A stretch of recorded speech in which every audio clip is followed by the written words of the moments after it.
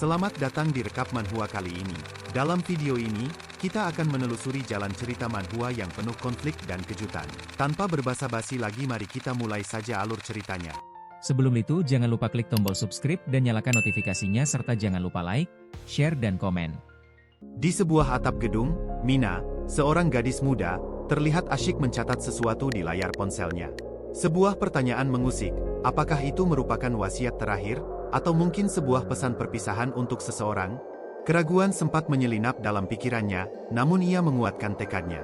Dengan langkah pasti, dia melangkah melewati batas tepi gedung, sebuah tindakan yang bagi siapapun yang melihatnya akan dianggap sebagai aksi bunuh diri. Tubuhnya terjatuh, melesat cepat mengikuti gravitasi, namun posisinya sama sekali tidak mencerminkan keputusasaan, melainkan sebuah keyakinan yang teguh. Tiba-tiba, secercah cahaya kuning menyembul dan membuatnya menghilang di tengah udara. Tiba-tiba ia muncul di tepi pantai begitu saja, lalu memeriksa ponselnya untuk menghitung jarak yang baru saja dia tempuh. Ternyata, dia baru saja memecahkan rekor barunya, ia berpindah sekejap mata sejauh 50 km tanpa jeda istirahat. Dengan demikian, terkonfirmasilah kemampuan super yang dimiliki Mina, yaitu kemampuan teleportasi. Mina segera menggunakan kekuatannya untuk muncul di kamar mandi rumahnya, berniat merahasiakan segala hal dari keluarganya.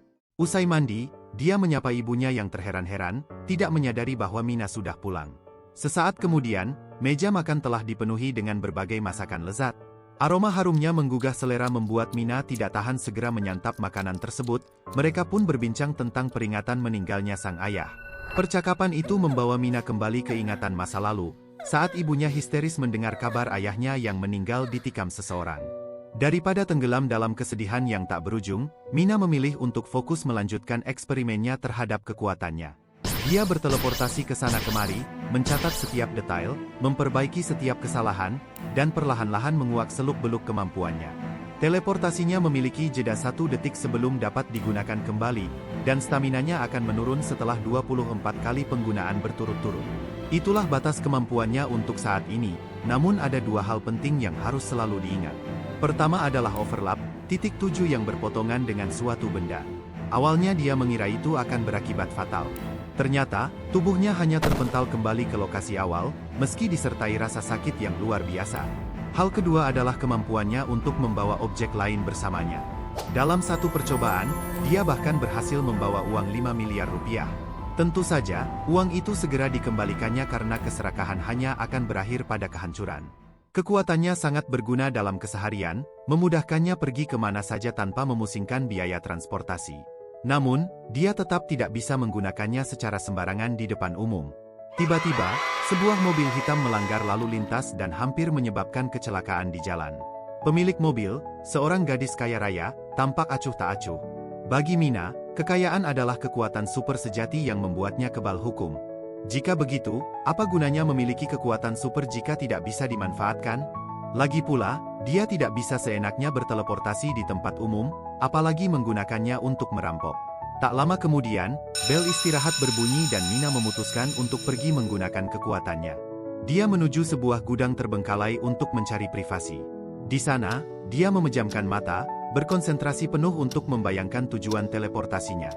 Dalam sekejap, dia sudah melayang di tengah langit perkotaan, merentangkan kedua tangan lebar-lebar seolah menikmati kebebasan mutlak. Pemandangan kota dari antara awan membuatnya sadar akan sesuatu, dunia ini jauh lebih indah dari yang pernah dia bayangkan.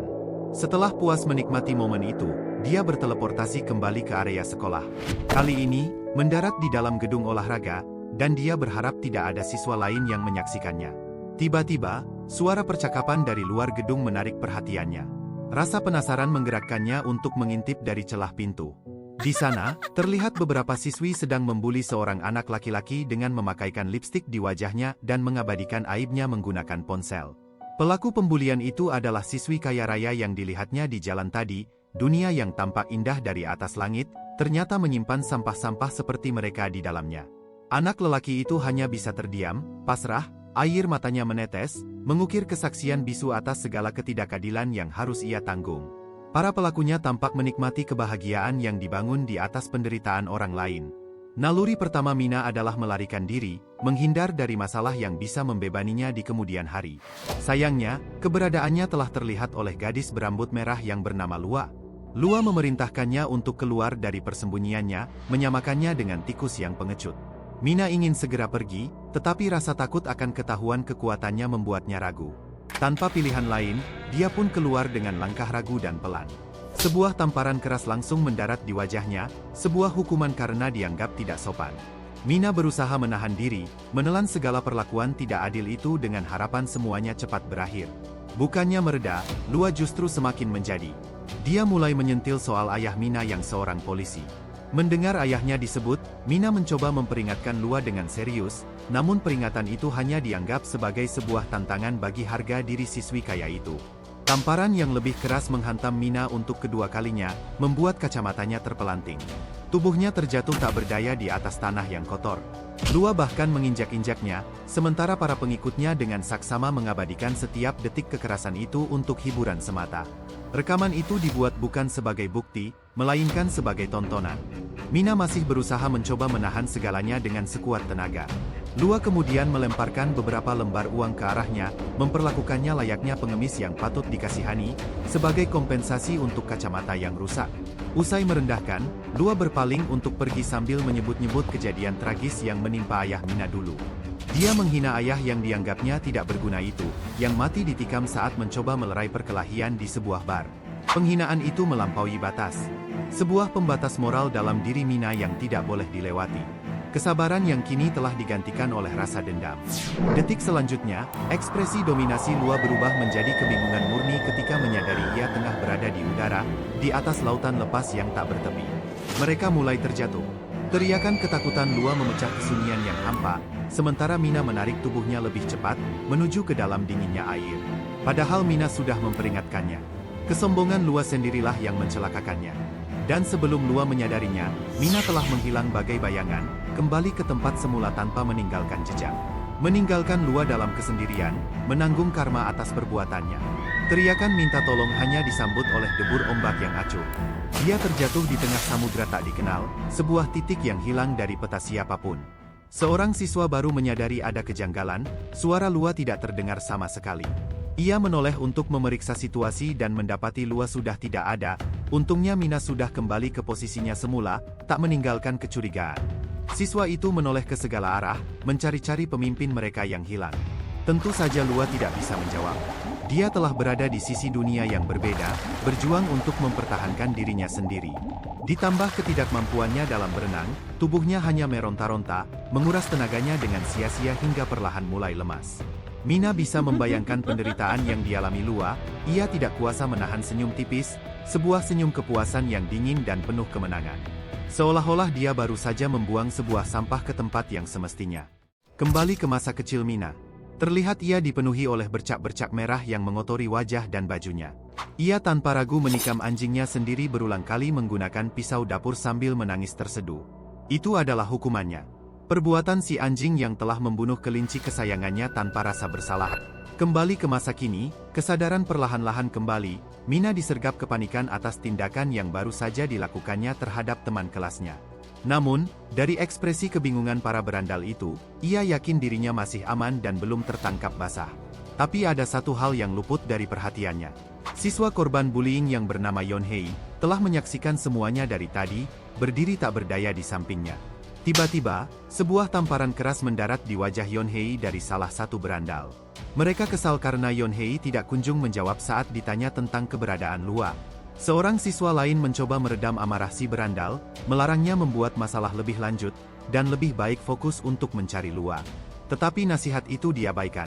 Si berandal terus menghajar Yonhei tanpa ampun, menjadikan tubuhnya yang lemah itu sebuah samsak tinju. Dalam benak Mina, sebuah pikiran gelap terbesit, ingin melenyapkan sampah-sampah ini seperti ia melenyapkan Lua. Saat ia memutuskan tekadnya untuk bertindak, seorang guru yang kebetulan lewat menghentikan mereka dan mengancam akan melaporkan kejadian ini kepada kepala sekolah. Para berandal itu segera memberikan alasan. Diketahui bahwa berandal yang berambut pirang bernama Gunwo, sementara yang berambut hitam adalah Kihan. Mina menghela napas lega. Kehadiran wali kelasnya berarti ia tak perlu menghabisi nyawa orang lain hari itu. Melihat kondisi Yonhei yang babak belur di pojokan, sang wali kelas tampak tidak menerima alasan mereka dan berjanji akan menindaklanjuti hal ini. Namun, Gihan dengan sikap arogan segera memotongnya. Ia malah menyuruh Pak Guru untuk segera membayar hutangnya yang mencapai 50 juta won. Pak Guru, yang telah kehilangan semua uangnya di Cripto, hanya bisa menunduk, tak lagi mampu membela murid yang dibuli di hadapan kekuatan uang. Gihan lalu menyuruhnya untuk mencari Lua, dengan imbalan pengurangan jumlah hutangnya. Tanpa pilihan, Pak Guru menerima tawaran itu, disemangati oleh ledekan merendahkan dari Gihan. Gihan menyarankan yang lain untuk berpura-pura tidak pernah bertemu Lua hari ini. Gunwo menunjuk ke arah Mina dan Yeonhei, mengingatkan bahwa mereka berdua jelas-jelas melihat Lua menghilang. Karena segalanya sudah terlanjur, Gihan memberi perintah kepada Yeonhei yang ketakutan untuk pergi mencari Lua dan segera melapor jika ditemukan, atau nyawanya akan menjadi taruhannya. Yeonhei yang tak berdaya hanya bisa mengangguk patuh, berharap ia tidak kembali dipukuli. Saat berlalu, Gihan juga melemparkan perintah yang sama kepada Mina. Namun, Mina sama sekali tidak mengindahkan ancaman itu, percaya bahwa semua ini sia-sia belaka karena Lua sudah dipastikan tidak akan selamat. Adegan beralih ke suatu tempat di Filipina. Di sebuah gang sempit, seorang pria paruh baya dengan penampilan seperti bos mafia kaya raya terlihat memohon ampun. Di hadapannya, seorang pembunuh bayaran yang telah dibayar untuk mengakhiri nyawanya berdiri tanpa emosi. Teriakan ampunan pria itu tidak berarti apa-apa, tidak ada ruang untuk negosiasi begitu sebuah misi telah dimulai. Bos mafia itu pun menghembuskan napas terakhirnya, tergeletak tak bernyawa begitu saja. Sang pembunuh melaporkan kesuksesan misinya dan meminta izin pulang lebih awal untuk merayakan hari ulang tahun putrinya. Ia mencoba menelpon putrinya, namun tidak ada jawaban sama sekali. Hal yang wajar, mengingat jasad putrinya sekarang telah mengapung di tengah lautan, tak bernyawa. Terombang-ambing mengikuti arus ombak yang entah akan membawanya kemana. Pria itu hanya mengira putrinya masih belum bisa memaafkannya atas segala kegagalannya menjadi seorang ayah. 2 hari telah berlalu sejak Lua menghilang tanpa jejak. Seharusnya, berita duka atas meninggalnya cucu konglomerat terkaya itu sudah menggemparkan seluruh Korea. Namun, situasi justru terasa sunyi dan terlalu damai, tak ada satupun kabar yang memberitakan tentangnya. Di sisi lain, Gihan dan teman-teman siswi Lua tampak jelas terbebani oleh tekanan berat atas hilangnya gadis itu. Mereka menyadari betapa murka nenek Lua nantinya jika mengetahui mereka adalah orang terakhir yang bersamanya. Gunwo lalu menghampiri mereka, wajahnya dipenuhi keinginan tahu akan kabar terbaru tentang Lua. Ancaman kakaknya terus membayangi, Gihan dan yang lain bisa saja dihabisi jika Lua tidak segera ditemukan. Gihan mencoba membujuk Gunwo, mengingatkan bahwa mereka semua sedang berada dalam kesulitan yang sama. Namun, bujukan itu diabaikan Gunwo yang hanya menjaga hubungan pertemanan karena adanya Lua. Tiba-tiba, Yura, salah seorang teman Lua, mengungkit adanya video kenangan yang mereka buat bersama. Gadis itu menyimpan bukti-bukti kelakuan buruk Gunwo di klub, mengancam akan melapor jika Gunwo berkhianat. Ancaman itu jelas memanas dan membuat Gunwo semakin kesal. Gihan pun mencoba melerai, menegaskan bahwa saling bertengkar bukanlah jawaban dan kerjasamalah yang mereka butuhkan sekarang. Satu-satunya jalan adalah bersatu dan menemukan Lua secepat mungkin. Sementara di sisi lain, Yeonhei terus mengamati Mina dari belakang. Perhatiannya yang terus-menerus mulai membuat Mina curiga, seolah-olah lelaki itu telah mengetahui rahasia kekuatannya. Lua, pewaris grup Ilhae yang sangat berkuasa, pastinya akan dicari dengan segala cara. Jika Yeonhei membocorkan rahasianya kepada keluarga itu, bahaya besar akan mengancamnya. Untuk memastikan niat Yeonhei, Mina memutuskan untuk mengajaknya pergi ke warnet. Di tempat lain, seorang bawahan ayah Lua melaporkan kesuksesan misi mereka kemarin. Alih-alih lega, raut wajah pria itu justru berubah tegang dan penuh kecurigaan. Keanehan mulai dirasakannya ketika media sosial Lua tidak kunjung memperbarui status.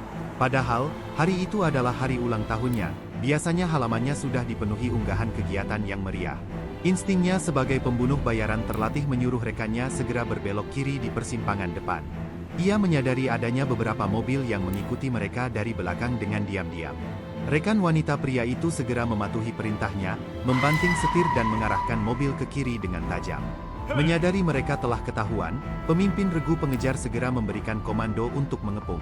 Mobil-mobil asing berdatangan dari segala penjuru, berusaha menghentikan laju kendaraan mereka. Sayangnya, orang-orang itu sudah terlambat. Mereka hanya menemukan mobil yang ditinggalkan begitu saja di pinggir jalan. Mengira target telah melarikan diri, pemimpin regu memerintahkan anak buahnya untuk menggeledah area sekitarnya, tanpa menyadari bahwa pria itu justru mengawasinya dari belakang. Di saat lengah, ayah Lua tiba-tiba muncul dan menyerang dengan satu tendangan lutut yang keras dan tepat. Seorang bawahan mencoba menusuknya dari belakang, tetapi ayah Lua dengan sigap mencengkram kerah bajunya. Dengan mudah membantingnya ke tanah, memperlihatkan teknik seorang pembunuh bayaran yang terlatih. Pemimpin regu yang akhirnya dikalahkan, tertangkap dan diinterogasi.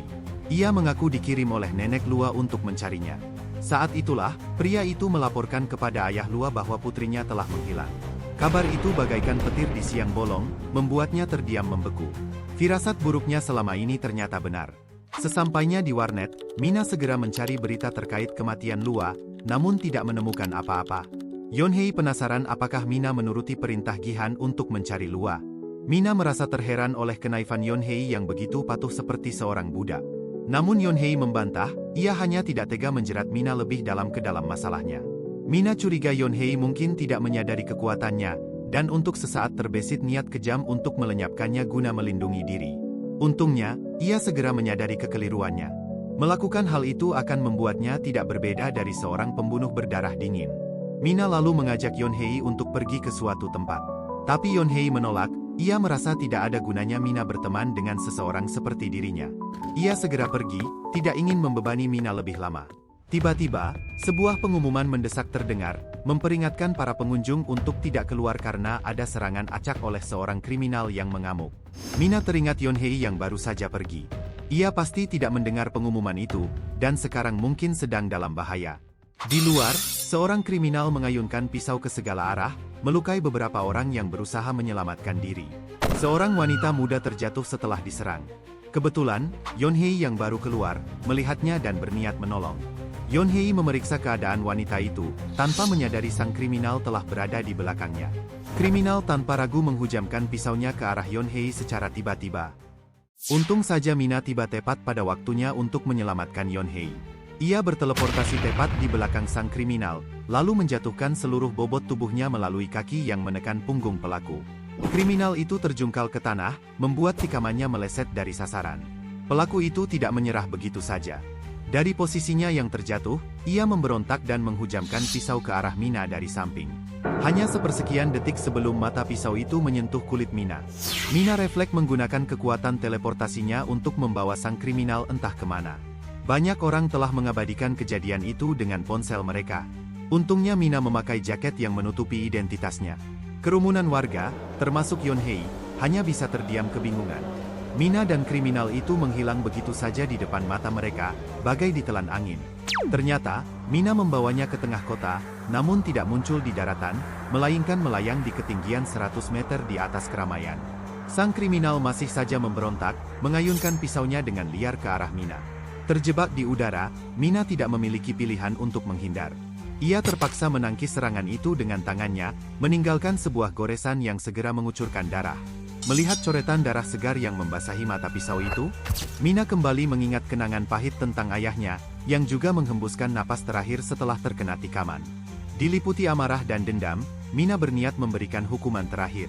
Tanpa keraguan, ia melepaskan sang kriminal dari cengkeramannya. Tubuh kriminal itu terjun bebas menuju jantung kota, ditarik oleh percepatan gravitasi. Jerit ketakutan yang keluar dari mulutnya memenuhi udara, namun semuanya sia-sia. Kriminal itu membentur ke tanah tanpa alas pelindung apapun.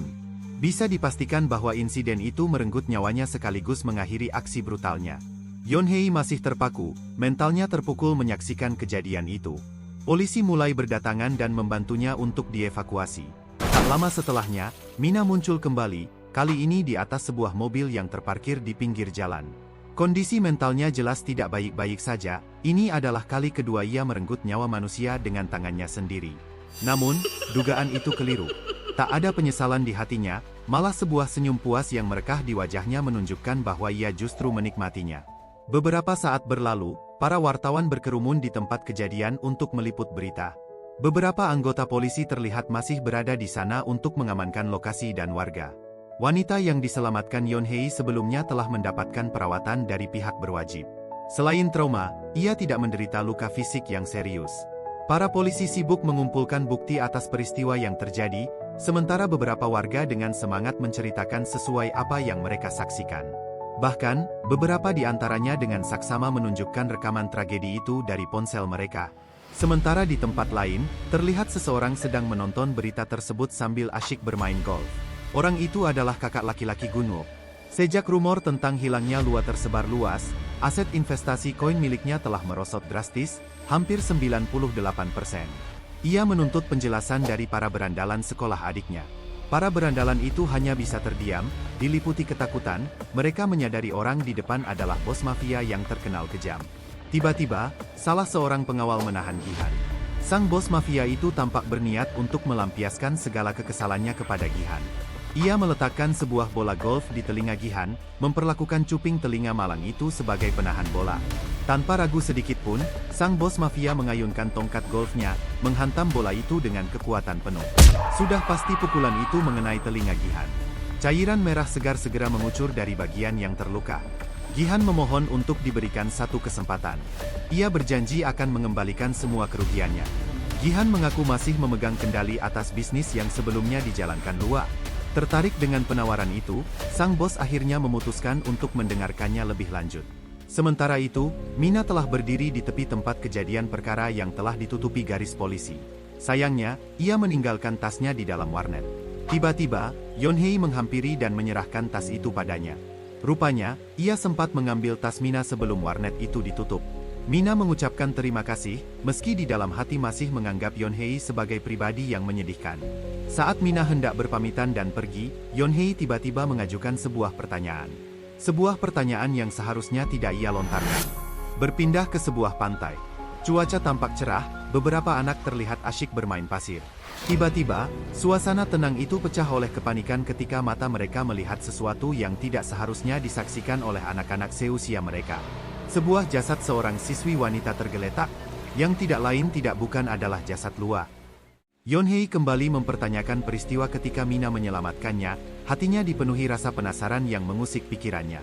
Namun, Mina hanya berpura-pura tidak mengerti, seolah samar-samar tak memahami maksud di balik pertanyaan Yonhei. Merasa situasi mulai canggung dan ingin menghindari pembicaraan lebih lanjut, Mina segera beranjak pergi. Akan tetapi, Yonhei bukanlah tipe yang mudah menyerah. Ia mengejar dan mendesaknya untuk memberikan jawaban. Dengan nada setengah memaksa, Yonhei pun menceritakan semua yang disaksikannya, menyampaikan dugaan kuat bahwa dialah, Mina, pelaku di balik semua kejadian itu. Persis seperti saat Lua menghilang, ia mengakui telah melihat segalanya dengan mata kepalanya sendiri. Hal itu membuat Mina terkejut. Dugaannya selama ini ternyata benar. Yonhei memang tahu. Di dalam benak Mina, rencana berikutnya langsung berputar, sebuah pertimbangan dingin untuk mungkin menyingkirkannya pula. Setelah jeda sejenak untuk merenung, Mina memutuskan untuk bertaruh. Ia pun mengakui segalanya, termasuk perannya dalam pembunuhan Lua. Ia bahkan merasa bingung oleh kebodohan Yonhei, alih-alih melarikan diri dia malah menemui pembunuhnya secara terang-terangan. Mina mendekati Yonhei yang sudah membeku ketakutan, lalu mencengkram erat lengan Yonhei, membuatnya semakin tegang. Yonhei mengira hal terburuk akan menimpanya, namun Mina malah tertawa terbahak-bahak. Ia tidak ada niat sedikit pun untuk mengakhiri hidup Yonhei. Mina kemudian membalikkan badan dan pergi, meninggalkan Yonhei sendirian dalam kesunyian yang mencekam. Yonhei tidak membiarkan Mina pergi begitu saja. Ia mengucapkan terima kasih yang tulus karena telah menyelamatkannya 2 kali. Mina tetap tidak menanggapi dan terus melangkah pergi, tetapi ada perasaan hangat yang asing dan sulit dijelaskan tiba-tiba menyelinap di relung hatinya. Berpindah ke sebuah bar yang remang, Yura dan Gihan terlihat sedang berbincang. Gihan tampak kesal, masih memendam kekesalan terhadap Gunsung, kakak Gunho, yang telah seenaknya memukul telinganya. Yura juga tenggelam dalam kebingungan, mencari cara mengembalikan uang Gunsung dalam waktu 1 minggu. Setelah beberapa saat berpikir, sebuah ide muncul di benak Gihan. Ia meminta Yura untuk memberikan foto bukti kejahatan Gunwo, berencana menggunakan itu sebagai senjata. Tiba-tiba, emosi Gihan meledak. Tampaknya ia sudah muak menahan segala tekanan, dan situasi yang kacau ini telah mencapai titik puncaknya. Tanpa diduga, Gunwo tiba-tiba muncul dan menyapa mereka, wajahnya menunjukkan kebingungan melihat kemarahan Gihan. Gunwo mengaku datang karena diperintah kakaknya untuk mengawasi setiap gerak-gerik Gihan. Kedatangan Gunwo justru membuat kepala Gihan semakin pusing. Menurutnya sumber masalahnya adalah Lua, mereka harus segera menemukannya dengan cara apapun. Gihan segera mengambil telepon dan menghubungi seluruh koneksinya, menyuruh mereka untuk segera mencari keberadaan Lua. Tindakan Gihan itu menginspirasi Gunwo, ia berniat melakukan hal yang sama. Lalu segera pergi tanpa pamit, meninggalkan mereka berdua begitu saja. Di dalam kamar, Mina sedang asyik menonton berita mengenai perkembangan terakhir kasus pembunuhan yang telah dilakukannya. Para warga yang diwawancara menyatakan kepuasan atas tewasnya sang kriminal, merasa lega karena potensi korban jiwa yang lebih banyak telah sirna. Pengakuan masyarakat itu bagai menyirami bibit keyakinan dalam diri Mina, memberinya semangat untuk melanjutkan aksinya. Mungkin, dengan menghukum para penjahat, ia bisa menciptakan dunia yang lebih damai. Dan mungkin itulah alasan sesungguhnya mengapa ia diberi kekuatan ini. Adegan beralih ke rekan ayah Lua, yang sedang menyetir sambil setengah mendengarkan berita viral yang sedang ramai diperbincangkan. Di kursi belakang, terpancar jelas raut wajah ayah Lua yang lesu dan kosong, seolah semua cahaya kehidupan telah lenyap dari matanya. Ia memutuskan untuk mengunjungi ibu mertuanya, Nenek Lua, yang juga merupakan pemegang kendali utama perusahaan grup Ilhae. Tak lama menunggu, muncul sosok wanita paruh baya yang anggun dan berwibawa, sang Nenek Lua, disertai pengawal setia yang mengelilinginya dengan sikap waspada. Kembali ke masa lalu, seorang ayah tiba dengan langkah yang tertunda. Misi pembunuhan telah merenggut waktunya, sebuah pengabdian kelam yang meminta korban lebih dari yang sanggup ia bayar. Harga dari keterlambatannya ternyata adalah nyawa sang istri, yang menghembuskan napas terakhir dalam kesendirian yang pilu, saat ia sedang berjuang melahirkan Lua. Ibu mertuanya muncul, peluhnya membasahi bahu, menggendong seorang bayi yang tak lain adalah darah dagingnya sendiri. Namun sang nenek, tak mengizinkan pria itu menyentuh atau mengakui bayi yang baru lahir itu. Ia mengusirnya dengan getir, menyatakan ayah Lua tak pantas menyandang gelar ayah. Sejak saat itulah, penyesalan demi penyesalan merantai langkahnya, menjadi bayangan setia yang mengiringi setiap tarikan napas dalam hidupnya. Kini, ketika ia akhirnya berhadapan dengan putri satu-satunya. Meski sang putri telah terbaring tak bernyawa, luka penyesalan itu kembali menghantui. Ia menyalahkan dirinya sendiri, atas setiap detik ketidakhadirannya di sisi gadis itu sepanjang ia hidup. Nenek Lua menghampirinya, memanggilnya bukan sebagai ayah, melainkan dengan gelar yang melekat sebagai sang pembunuh terhebat di dunia. Ia menuntut pria itu menemukan pembunuh anaknya dan membawa kepala pelakunya sebagai tumbal. Pria itu tak kuasa menahan tangisnya, ia akan mengejar pelaku pembunuhan itu, bukan sebagai misi, melainkan sebagai penebusan sebagai seorang ayah. Hari-hari kembali normal. Mina kembali ke rutinitas sekolahnya, namun bisik-bisik tentang insiden hilangnya Lua menggantung di udara, menjadi buah bibir baik di kalangan murid maupun guru. Banyak murid yang tak bisa menyembunyikan kelegaan dan kedamaian tanpa kehadiran sang pembuli. Pengakuan-pengakuan itu seperti air segar bagi Mina, meyakinkannya bahwa tindakannya bukanlah sebuah kesalahan, melainkan sebuah pembawa kebahagiaan bagi banyak orang. Yonhei tiba-tiba menyapanya dengan wajah yang bersinar, senyum riangnya merekah lebar. Melihat senyum itu, keyakinan Mina semakin mengeras, berniat menghukum semua sampah yang berkeliaran. Mina segera berbalik pergi, ia meminta Yonhei untuk berpura-pura tidak mengenalnya. Namun Yonhei menolak. Rasa terima kasihnya begitu membara, dan ia bersikeras ingin membalas kebaikan Mina. Ia menganggapnya sebagai sebuah kewajiban untuk tidak menyerah sebelum budinya terbalaskan. Mina, yang tak ingin Yonhei terjerumus lebih dalam, hanya menyuruhnya membelikan secangkir kopi hitam sebagai simbol balas budi. Yonhei menyetujuinya dengan semangat yang meluap. Bahkan sebelum Mina menyelesaikan ucapannya, Yonhei sudah melesat pergi menuju mesin penjual otomatis. Melihat sifat kepatuhan dan kesigapannya, Mina semakin yakin bahwa Yonhei memang lebih cocok untuk peran seorang pesuruh. Yonhei bergegas ke mesin minuman di dalam gedung sekolah, dengan hati-hati memilih kopi hitam termahal yang tersedia untuk Mina. Saat Yonhei hendak menyerahkan kopi itu, langkahnya tiba-tiba terhalang. Gihan dan Guno muncul, menyapanya dengan nada yang membuatnya enggan, sambil mengincar kopi yang dipegangnya. Dan seperti yang diduga, mereka menyabotase kopi tersebut. Yonhei hanya bisa terdiam, ketakutan dan tak berdaya melawan. Gihan mulai menagih laporan perkembangan pencarian Lua kepada Yonhei. Yonhei mengaku tidak menemukan apa-apa, bahkan kebingungan harus memulai dari mana. Mendengar itu, Guno memaksanya untuk mengikuti mereka, dengan alasan untuk mengobrol lebih dalam. Tak lama kemudian, Yonhei sudah terguling di tanah, menerima hantaman habis-habisan dari mereka. Gihan menyelidik tentang keberadaan Mina, yang seharusnya membantu pencarian. Tidak ingin mengkhianati Mina, Yonhei berbohong dan mengaku tidak tahu menahu. Yonhei mencoba melawan, menyuruh para berandal itu mencari Lua sendiri dan menolak membantu lebih jauh. Perlawanan itu justru memicu amarah mereka, yang berujung pada hantaman yang lebih brutal tanpa ampun. Yonhei terus memprovokasi, menyebut bahwa tanpa Lua, mereka hanyalah sampah yang tidak punya daya. Ucapan itu seperti bensin yang menyulut amarah mereka hingga membara. Guno mencengkeram tubuh kecil Yonhei dan mengayun-ayunkannya ke sana kemari bagai sebuah boneka tak berharga. Tiba-tiba, ponsel Gihan berdering, ternyata dari Yura yang ingin melaporkan sesuatu. Yura telah memeriksa gudang penyimpanan barang-barang Lua, tetapi tidak menemukan apa yang mereka cari. Gihan kembali masuk ke dalam gedung untuk berdiskusi dengan Yura, sementara Gunuo diperintahkan untuk melanjutkan tugasnya menghajar Yonhei. Tanpa belas kasihan, Gunuo meninju perut Yonhei dengan keras, membuatnya menjerit kesakitan. Gunuo tak peduli, ia terus melampiaskan segala kekesalannya pada tubuh rentan Yonhei. Tiba-tiba, dari arah belakang, Mina muncul dan menghentikan aksi itu. Gunuo mendekati Mina, mencoba memberikan intimidasi agar rasa takut menghinggapi gadis itu. Namun Mina tidak gentar sedikit pun. Gunuo meraih kepala Mina dengan cengkraman kasar, niat untuk menghajarnya jelas terpancar dari sorot matanya yang penuh amarah. Namun, Mina tetap tenang. Sikap arogan Gunuo menjadi isyarat bahwa tidak ada yang pernah menghukumnya selama ini. Gunuo pun menantang balik, membanggakan identitas kakaknya yang seorang bos mafia yang membuatnya kebal dari segala bentuk hukuman. Namun, hukuman yang tak terduga justru datang tepat pada detik berikutnya. Tiba-tiba, dirinya sudah terlempar ke atas udara, diselimuti kebingungan yang mendalam atas apa yang sedang menimpanya. Tentu saja itu adalah ulah Mina, yang hadir mewakili setiap orang yang pernah ditindasnya. Ia melepaskan cengkramannya dan membiarkan Gunuo jatuh bebas. Ketinggian itu tidak cukup untuk menghabisi nyawanya, namun cukup untuk mematahkan kaki Gunuo. Teriakan kesakitan pecah dari mulutnya sementara tangannya berusaha menjangkau kaki yang sudah tak berbentuk. Teriakan itu tidak menggentarkan Mina.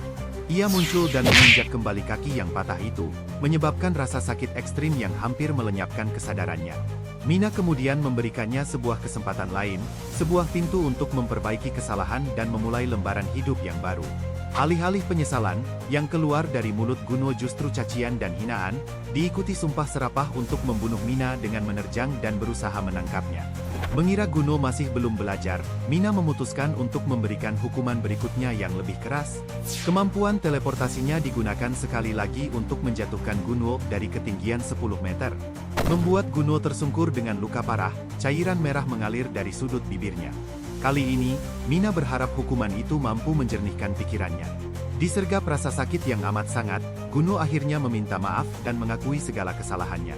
Namun, pengakuan itu hanyalah siasat untuk membuat Mina lengah, sebelum ia segera menggapai sebuah batu besar dan mengayunkannya ke arah kepala Mina, namun Mina sudah menduga hal ini akan terjadi.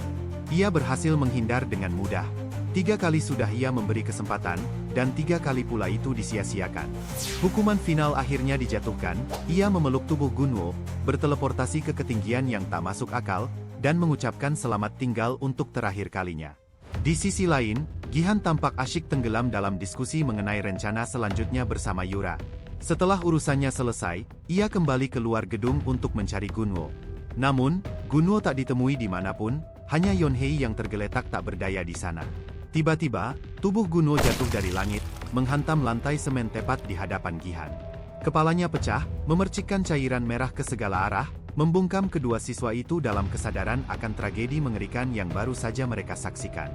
Yonhei berteriak histeris, kenyataan pahit bahwa itu adalah tubuh tak bernyawa Gunuo akhirnya menyergapnya. Pandangannya naik ke atap gedung sekolah, merasakan kehadiran seseorang di atas sana. Mina, sang pelaku yang baru saja merenggut nyawa temannya, berdiri di sana. Tak ada penyesalan, ketakutan, ataupun kepanikan di wajahnya, hanya sebuah kepuasan karena telah menghukum seorang sampah lainnya. Tanpa menunggu respons dari Yonhei, Mina pun menghilang dari tempat kejadian dengan berteleportasi entah kemana. Di sisi lain, rekan kerja ayah Lua berencana memulai penyelidikan pembunuhan Lua dengan ketiga sahabatnya. Ayah Lua tahu mereka bukan pelakunya, tetapi ia merasa dapat memperoleh informasi berharga dari mereka.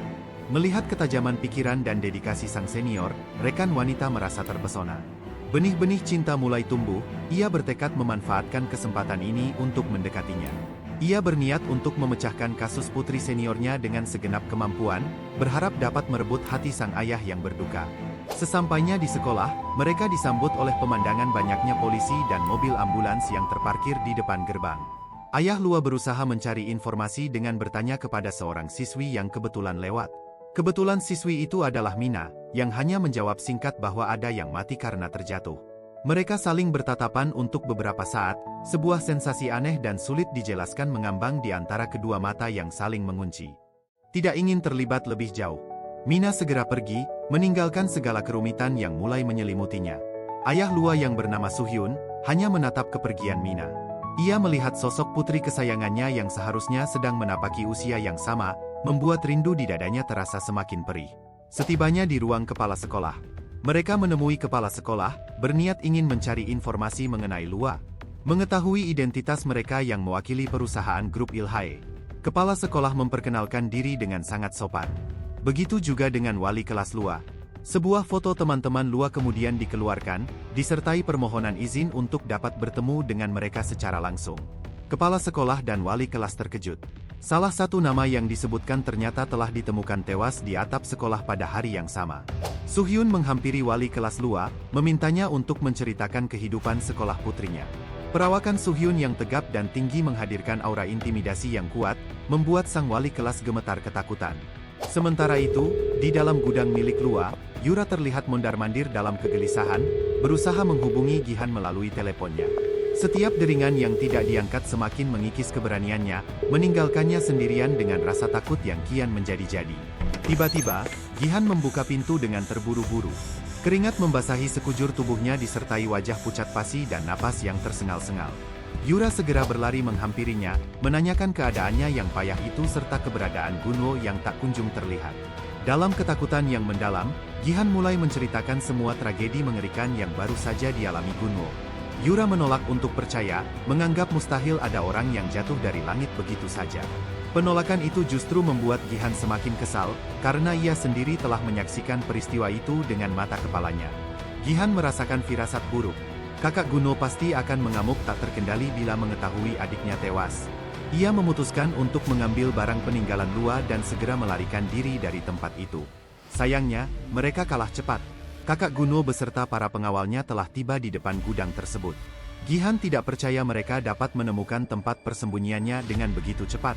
Ternyata, semua adalah ulah Yura. Ia mengaku telah bekerja sama dengan kakak Gunwo sebagai imbalan untuk melunasi semua hutangnya.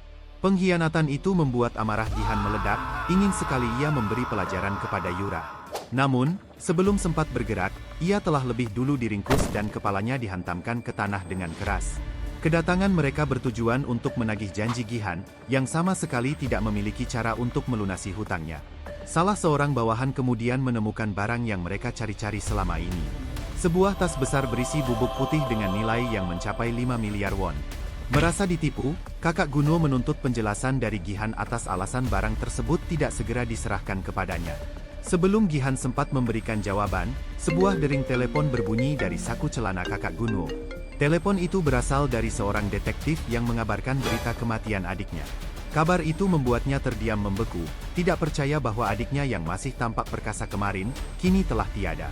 Ia memerintahkan bawahannya untuk mengambil barang tersebut sementara ia sendiri akan segera menuju rumah sakit. Ia juga memerintahkan untuk menangkap kedua pengkhianat itu. Yura berseru ketakutan, mengaku tidak tahu apa-apa dan baru saja mendengar kabar kematian Gunwo. Kakak Gunwo justru curiga, karena ia sama sekali belum sempat membicarakan tentang kematian adiknya. Gihan hanya bisa mengelus dada atas kebodohan Yura yang telah menjerumuskan mereka ke dalam lubang yang lebih dalam. Yura yang takut celaka justru menyalahkan segalanya pada Gihan, karena ia yang memberitahukan informasi itu. Hal itu membuat darah Gihan semakin mendidih. Namun, amarahnya kembali dipadamkan dengan pukulan dan tendangan yang menghajarnya. Kakak Gunwo menyangka Gihanlah pelaku pembunuh adiknya, untuk itulah ia berusaha kabur tadi. Gihan membantah tuduhan tersebut. Ia menuduh Yonhei sebagai pelakunya karena ia satu-satunya orang yang terlihat di atap sekolah. Di tempat lain, orang yang sedang dibicarakan terlihat sedang membasuh mukanya, mencoba menenangkan diri. Neneknya memanggil dari luar, suaranya penuh kekhawatiran setelah mendengar kabar kematian Gunwo, menanyakan keadaan cucunya. Yonhei menyuruh neneknya untuk tenang, meyakinkan bahwa tidak ada sesuatu yang terjadi padanya. Kembali ke masa lalu saat nenek Lua yang bernama Jihyun sedang mengantarkan cucu kesayangannya ke sekolah. Lua sendiri merasa terkejut, kesibukan sang nenek selama ini membuat kebersamaan itu tak pernah terjadi. Namun, kehangatan itu sedikit sirna ketika sang nenek menyuruhnya untuk menghentikan bisnis yang dijalankannya bersama teman-temannya. Hal itu membuat Lua sedikit kesal. Bagi nenek Jihyun, apa yang dilakukan Lua bukanlah bisnis sungguhan. Ia hanya melihatnya sebagai permainan berbahaya yang menjual bubuk putih. Lua menolak, baginya uang bukanlah tujuan. Yang ia cari adalah keseruannya. Nenek Jihyun berusaha menasihatinya. Ia berbisik tentang satu hal yang tak akan pernah bisa dibeli dengan uang, yaitu kegilaan.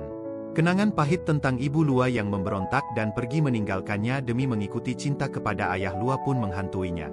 Uang dan logika waktu itu tak kuasa menahan ibunya untuk pergi. Melihat kesedihan di mata neneknya, Lua memeluk erat, berusaha menghibur, dan berjanji dengan tulus bahwa ia takkan pernah pergi meninggalkannya sendirian.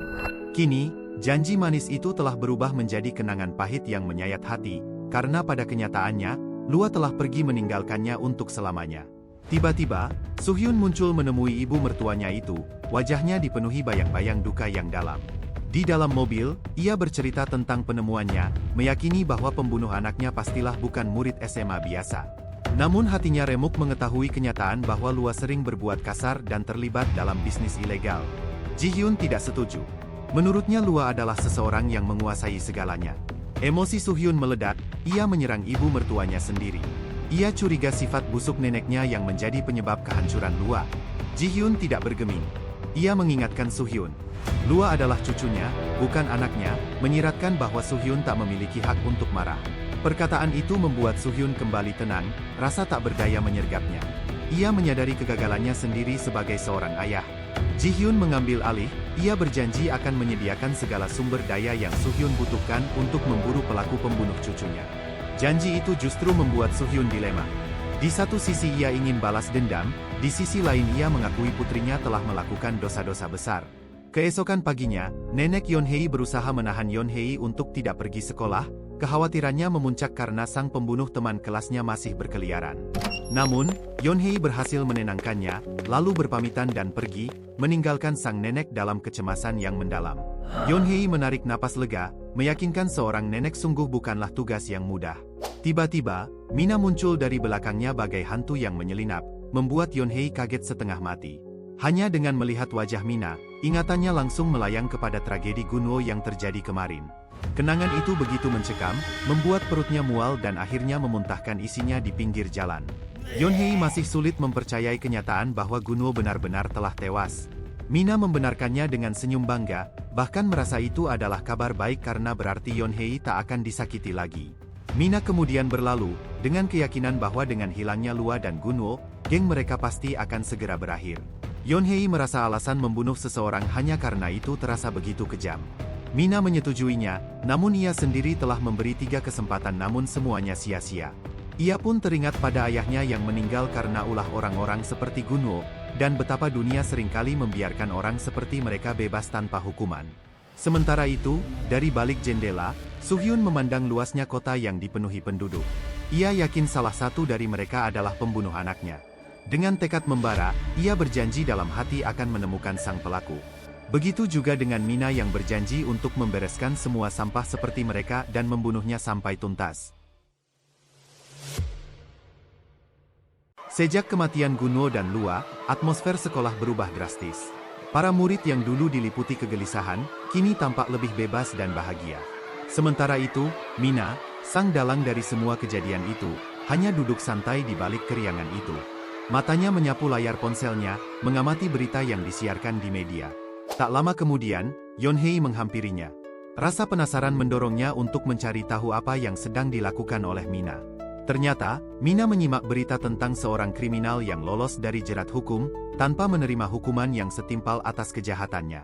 Nafsu untuk bertindak segera menyala dalam diri Mina. Namun, langkahnya terhalang oleh Yeonhei yang berusaha menghentikannya. Usaha Yeonhei itu memicu rasa kesal dalam diri Mina. Anggapan bahwa Yeonhei menghalanginya hanya karena dirinya sendiri tidak merasakan penderitaan yang sama.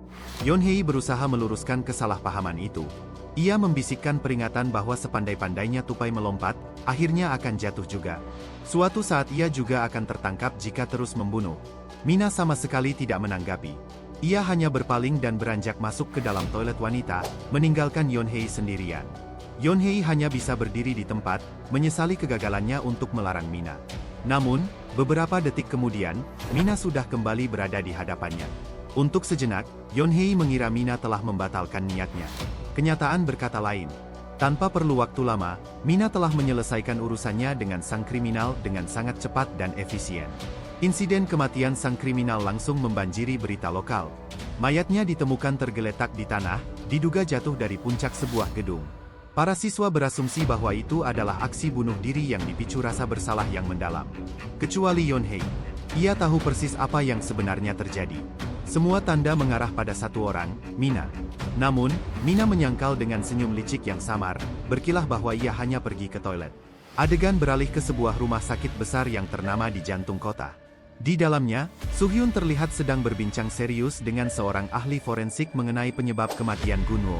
Sementara di luar ruangan, seorang detektif tampak berbincang santai dengan rekan Soo-hyun. Detektif itu berusaha menyelidiki dan menggali informasi lebih lanjut mengenai identitas asli mereka. Rekan Soo-hyun mengingatkannya dengan halus untuk tidak mencari perhatian lebih lanjut, semata-mata untuk keamanan detektif itu sendiri. Tiba-tiba, Gunsong, kakak Gunwo, telah tiba untuk mengidentifikasi jasad adiknya. Kemarahan dan kepedihan yang mendalam langsung menyergapnya saat menyaksikan adiknya terbujur kaku tak bernyawa di ruang jenazah. Kehadiran Gunsong pun segera disadari oleh Soo-hyun saat ia keluar dari ruangan tersebut. Gunsong langsung menghampiri Soo-hyun, menuntut penjelasan tentang apa yang telah mereka lakukan terhadap jasad adiknya. Karena tidak mendapatkan jawaban yang memuaskan, amarah Gunsong meledak dan sebuah pukulan dilayangkan ke arah Soo-hyun. Namun, tinjunya terhenti di udara, dicegat oleh detektif yang tadi berbincang. Detektif itu mencoba memahami kemarahan Gunsong, namun menasihatinya untuk menahan amarah dan memprioritaskan pemakaman adiknya terlebih dahulu. Detektif itu menyuruh Soo-hyun dan rekannya untuk segera pergi jika tidak ada urusan lagi. Mereka menuruti saran detektif tersebut dan segera bergegas masuk ke dalam lift. Di dalam lift, Soo-hyun merasa ada keanehan. Gunsong sama sekali tidak menanyakan penyebab kematian adiknya. Perasaan bahwa ada sesuatu yang salah membuatnya memerintahkan juniornya untuk memulai penyelidikan, mulai dari mengawasi Gunsong. Di tempat lain, Yeonhei masih berusaha mengejar dan meyakinkan Mina bahwa tindakannya itu tidak dapat dibenarkan. Mina sama sekali tidak memahami pikiran naif Yeonhei. Baginya, Yeonhei seharusnya lebih mengkhawatirkan para korban pembulian daripada para pelaku kekerasan. Yeonhei membantah asumsi Mina. Itu bukanlah hal yang ia khawatirkan. Kekhawatirannya hanya satu, yaitu Mina. Pembunuhan berulang itu akan menggerus sisi kemanusiaan Mina, mengubahnya menjadi penjahat yang ia buru. Mendengar pernyataan itu, Mina perlahan mendekati Yeonhei. Tangannya lalu mendarat di lengannya. Dengan sedikit berbisik, ia akan menunjukkan secara langsung sosok penjahat seperti yang Yeonhei maksud. Dan dalam hitungan detik berikutnya, keduanya sudah menghilang dari tempat itu. Mereka muncul kembali di tengah kota, di sebuah ketinggian yang membuat naluri Yeonhei berteriak ketakutan. Untuk pertama kalinya, ia merasakan langsung rasa ngeri yang dirasakan setiap korban Mina sesaat sebelum ajal. Mina melepaskan pegangannya. Tubuh Yeonhei terjatuh bebas ke bawah. Setiap detiknya terasa begitu mencengkeram jiwa, seolah nyawa perlahan terlepas dari tubuhnya. Detik berikutnya, Yeonhei terjatuh ke tanah, namun tidak ada luka pun nampak di tubuhnya. Ia masih meronta-ronta dalam ketakutan, pikirannya seakan masih terlempar dari puncak langit kota. Mina pun mendekat, berusaha menenangkannya. Rupanya, niat Mina hanya ingin memperlihatkan kemampuannya, bukan untuk membunuh. Ia lalu membawa Yeonhei ke sebuah tebing di sudut kota. Dari atas tebing, terhampar pemandangan sore kota yang mempesona, menghadirkan perasaan tenang dan damai bagi siapa saja yang memandangnya. Mina sering menggunakan kekuatannya untuk datang ke tempat ini. Setelah menjelajahi banyak tempat, tebing ini tetap menjadi salah satu yang paling disukainya. Hati Yeonhei diselubungi rasa iri yang samar, membayangkan Mina yang bisa menikmati pemandangan seperti ini kapan saja. Mina berjanji akan sering membawanya ke sini, dengan syarat, Yeonhei harus merahasiakan kekuatannya. Yeonhei menyetujui. Lagi pula, takkan ada orang yang percaya pada ucapannya, orang lain hanya akan menganggapnya gila. Sementara di tempat lain, Gunsong memandangi jasad adiknya untuk kali yang terakhir kalinya. Seorang detektif menyarankan agar pemakaman segera disiapkan. Namun, Gunsong menolak untuk memakamkan adiknya sebelum sang pelaku pembunuhan tertangkap. Lalu, telepon dari bawahannya memberitahu bahwa orang yang dicari telah ditemukan.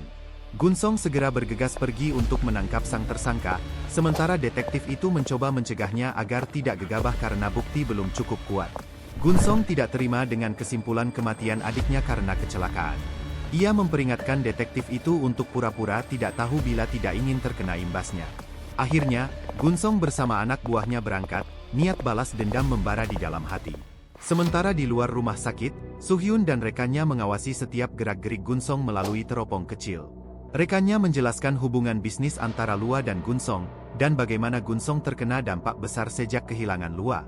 Tak lama kemudian, mereka melihat kelompok preman itu keluar dari rumah sakit dan bergerak menuju suatu tujuan. Suhyun berencana mengikuti Gunsong, menduga pria itu telah menemukan sebuah petunjuk. Berpindah kepada Mina dan Yeonhei, mereka berteleportasi ke sebuah gedung kosong. Gedung terbengkalai itu adalah markas sementara Mina, persembunyiannya yang rahasia. Bangunan itu terpencil di tengah gunung, sebuah tempat yang mustahil ditemukan orang. Yeonhei memandangi koleksi foto berbagai tempat yang pernah dikunjungi Mina, perasaan takjub dan iri berbaur dalam dirinya. Mina bisa melesat ke Amerika atau Eropa kapan saja, bebas tanpa beban biaya. Meski secara logika mungkin, nyatanya Mina belum pernah benar-benar meninggalkan Korea. Pernah sekali ia mencoba berteleportasi ke tepi pantai, namun tubuhnya lemas seketika. Tiba-tiba, Mina menghilang berteleportasi entah kemana, meninggalkan Yeonhei sendirian di dalam kesunyian gedung itu. Tentu saja Yeonhei merasa sangat kebingungan. Ia mencoba membuka salah satu pintu, berharap menemukan jalan keluar untuk pulang. Alih-alih menemukan jalan keluar, ia hampir terjun bebas dari ketinggian. Nyawanya nyari melayang jika bukan karena refleksnya yang cepat. Ia pun mundur dan terduduk di sudut bangunan. Trauma yang mendalam membuatnya takut untuk menjelajah lebih jauh, hanya bisa berharap Mina segera kembali. Beberapa saat kemudian, orang yang dinantikannya muncul tepat di depan matanya. Mina membawa donat lezat dengan beragam topping yang menggiurkan, membuat mata Yeonhei berbinar-binar dilanda lapar. Mina mengajaknya untuk menikmati donat itu di tempat lain. Donat premium harus disandingkan dengan suasana yang tepat. Akhirnya, mereka kembali ke tebing sudut kota, menikmati setiap gigitan kelezatan donat sambil memandang keindahan pemandangan kota. Mereka berbincang dengan riang. Mina yakin tempat itu adalah lokasi yang sempurna untuk membuka sebuah kafe. Ia juga bersyukur. Berkat kekuatan ini, ia dapat menyaksikan keindahan dunia dari sudut-sudut yang tak terbayangkan oleh manusia biasa. Mina lalu menggoda Yeonhei, penasaran apakah Yeonhei masih menganggapnya seorang penjahat. Yeonhei mengaku tidak pernah menganggap demikian, namun ia berharap Mina menikmati momen-momen indah seperti ini dan tidak melakukan hal-hal berbahaya. Mina awalnya bingung dengan alasan di balik kekuatannya, namun setelah 3 kali menyelamatkan Yeonhei, ia merasa itu adalah kewajibannya untuk menghukum orang-orang jahat yang gemar menyiksa sesama. Hal itu seketika dibantah oleh Yeonhei. Mengambil nyawa orang lain bukanlah sebuah kewajiban yang patut dilakukan. Bukan karena ia sok suci atau mengkhawatirkan nyawa para kriminal, melainkan karena ia tidak tega melihat orang yang menyelamatkannya menapaki jalan menuju kehancuran. Melihat ketulusan dalam diri Yeonhei, hati Mina dipenuhi kehangatan yang telah lama tidak dirasakannya sejak kepergian ayahnya. Akhirnya, Mina berjanji pada Yeonhei untuk berusaha tidak membunuh lagi. Di sisi lain, Gihan memberitahu tempat tinggal Yeonhei pada anak buah Gunsong. Kebetulan, mereka melihat Yeonhei dan Mina yang sedang pulang bersama, wajah mereka dihiasi oleh keceriaan yang begitu nyata. Lalu bawahan Gunsong segera memberi perintah untuk menangkap mereka. Yeonhei dan Mina dikejutkan oleh kedatangan Gihan yang tiba-tiba. Tubuhnya tampak babak belur, dihiasi oleh plester luka yang mengotori wajahnya. Ia lalu menuduh tuduhan liar bahwa Yeonhei adalah pembunuh Gunwo. Yeonhei menampik tuduhan tak berdasar itu, sementara Mina juga tak tinggal diam dan segera membelanya. Namun, Gihan tetap bersikukuh, melimpahkan seluruh kesalahan kepada mereka berdua. Merasa tidak tahan melihat Yeonhei menjadi sasaran, Mina maju ke depan dan memperingatkan Gihan dengan nada yang tegas dan penuh ancaman. Rupanya, provokasi Gihan hanyalah sebuah umpan untuk mengalihkan perhatian mereka. Seorang bawahan Gunsong muncul dari belakang dan menyetrum Yeonhei dengan taser. Mina juga tak luput dari sasaran, membuat keduanya tersungkur tidak sadarkan diri.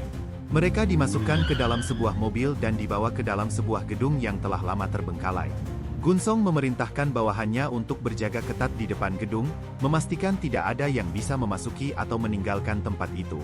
Beberapa waktu berlalu, dan perlahan-lahan, Mina kembali tersadar. Ia berusaha merekatkan kembali memori yang terpecah belah.